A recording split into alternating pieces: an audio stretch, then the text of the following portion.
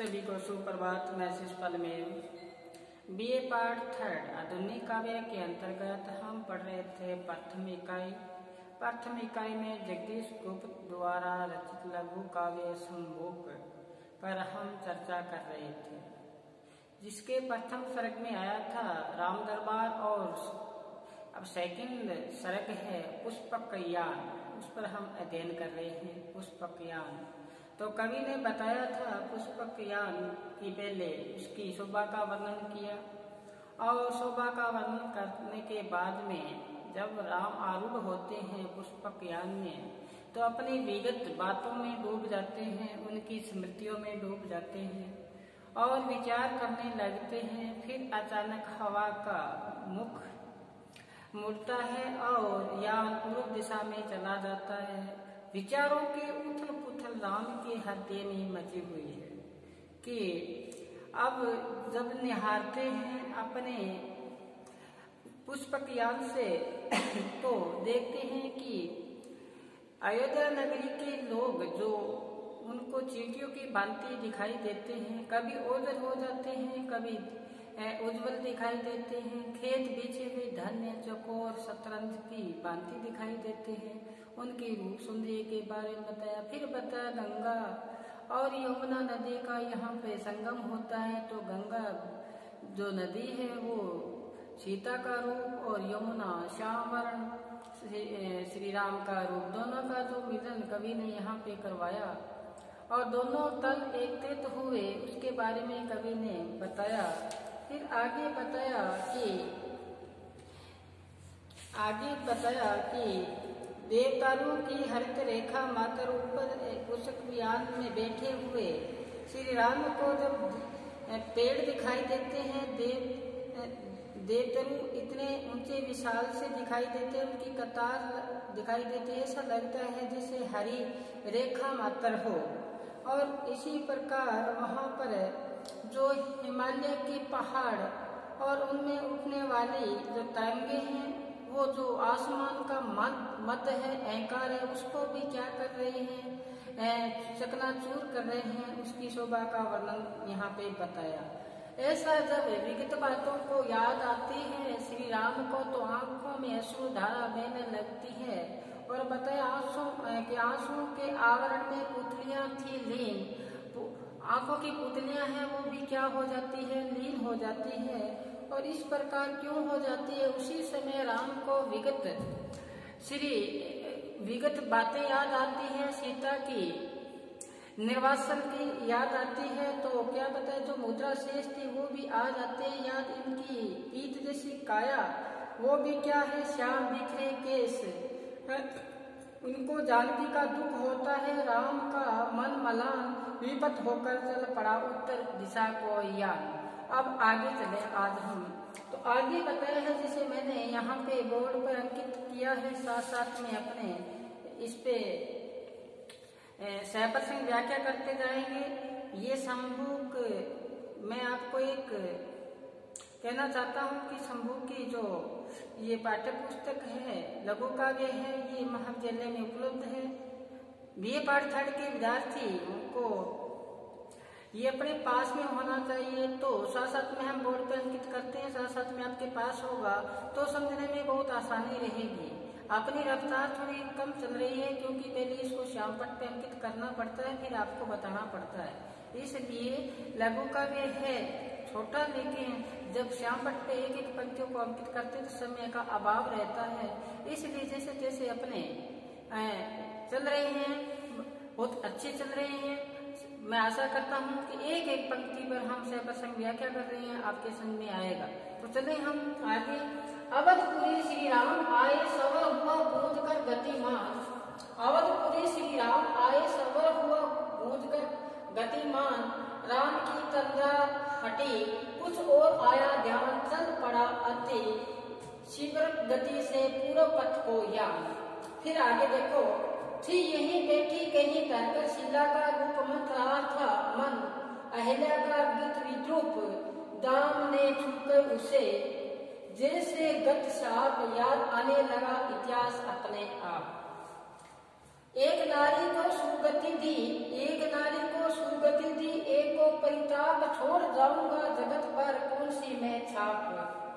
और यह मिथिलापुरी योगों जनक का गे है, और यह मिथिलापुरी योगों जनक का गे है।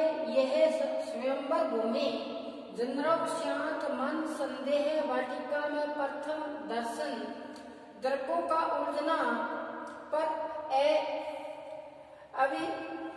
अविचलित स्थिर अंचल मुग्धता का भाव।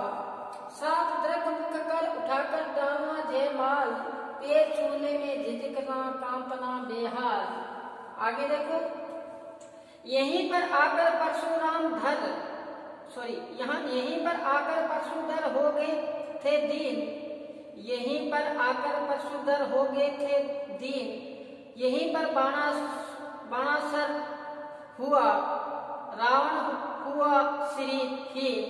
याद कर पाए नहीं पहली मिलन की रात, याद कर पाए नहीं पहली मिलन की रात। राम के मन में जगी सीता हरण की बात।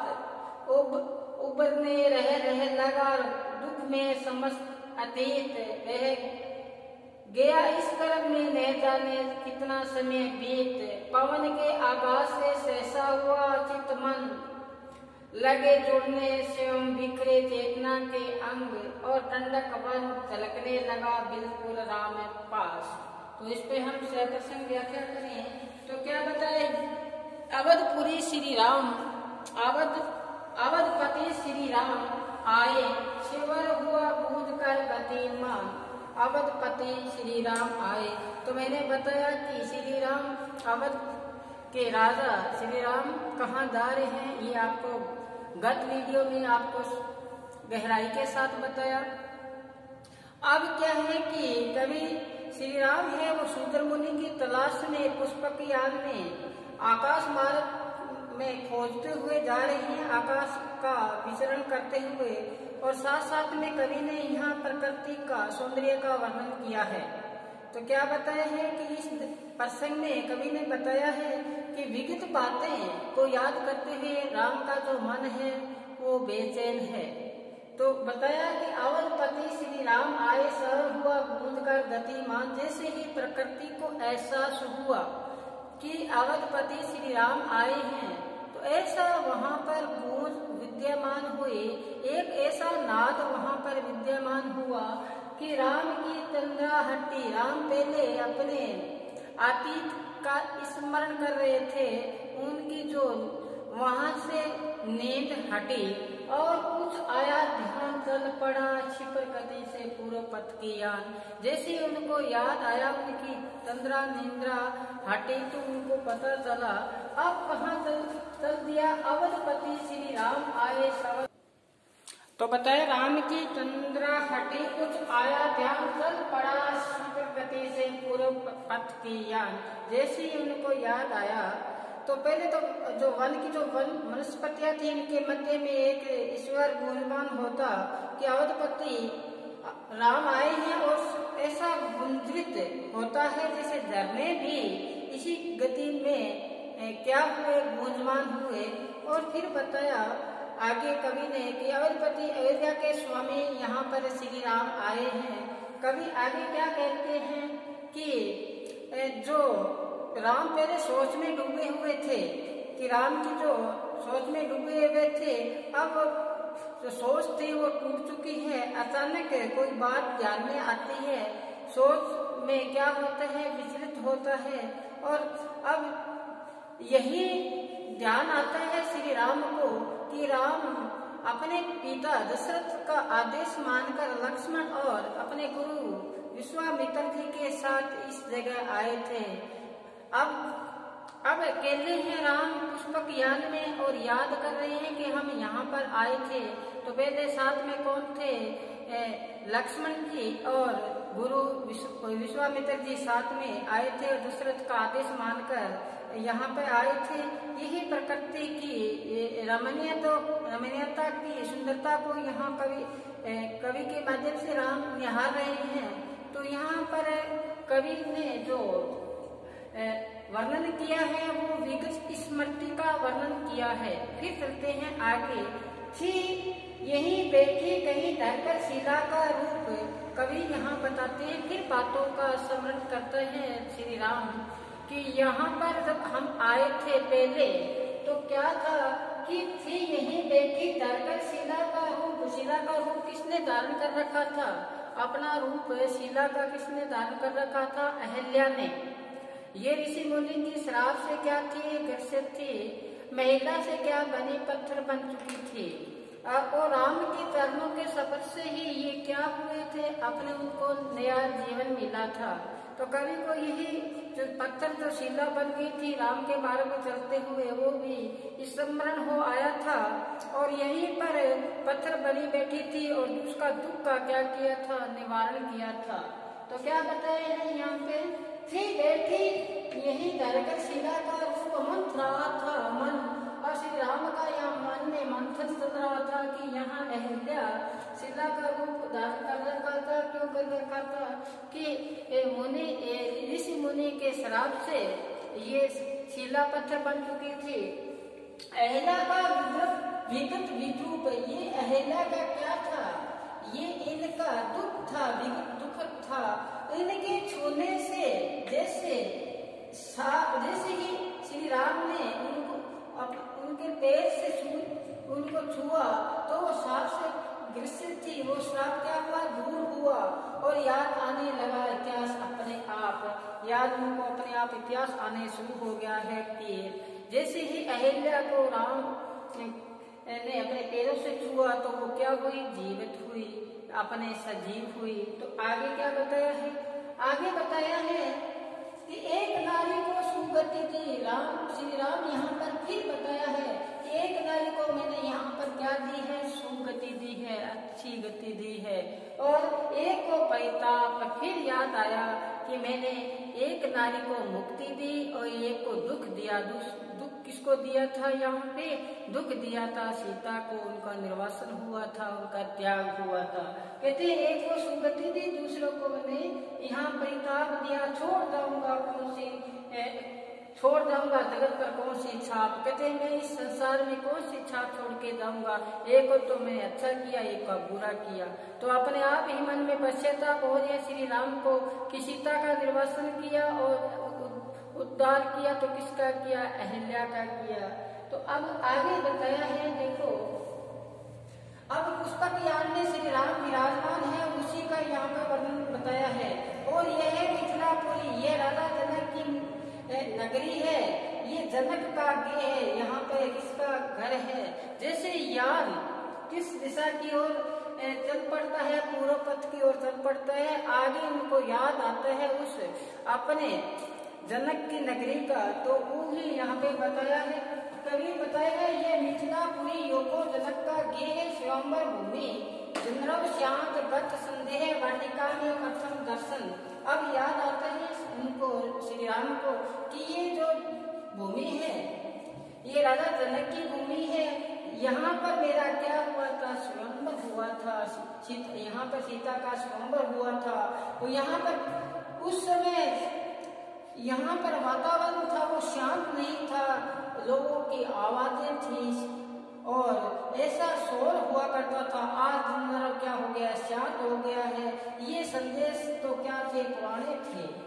अब जैसे ही सीता का उनका प्रथम वाटिका में क्या होता है? दर्शन होते हैं। सीता और राम का प्रथम जहाँ मुलाकात होती है उसके बारे में कवि ने यहाँ पे बताया। कवि ने बताया कि हृदयों का उलझना, जैसे ही राम और श्री राम और सीता का क्या होता है? मिलान होता है तो आंखें उलझ जाती है। क्या उलझ जाती है? आंखें उलझ जाती है। वो कहते हैं ना कि दृक ऊर्जत कुटत कुटम दुरत चतुर्चित प्रीति प्रतिमान प्रति गांठ गोतन ही दे नहीं यह रीति। तो इसी प्रकार यहाँ बताया कि आंखें उलझी है किसकी? सीता की उलझी है। किसमें? श्री राम में। और आंखें उलझी है वो भी विचित्र आंखें थी। शरीर था सीता का वो स्थिर पड़ गया था और मुग्धता का भाव। अब युवा अवस्था में कौन है? सीता और श्री राम। अब आगे बताया कि जैसे ही दीर्घ मुख पर उठाकर अपना जयमाल, आंखें थोड़ी सी ऊपर उठाई है सीता जी ने और जयमाला किसके गले में डाली है? श्री राम के गले में डाली है। जैसे ही पैर छूने के लिए सीता जी आगे गए हैं श्री राम के पास, तो कहते हैं उनका हाथों में क्या हो रही थी? कंपन हो रही थी, हाथ कांप रहे थे सीता जी। यहाँ तक। अब आगे देखो, यहीं पर आकर पशुधर हो गए थे दीन, यहीं पर आकर पशुधर हो गए थे दीन।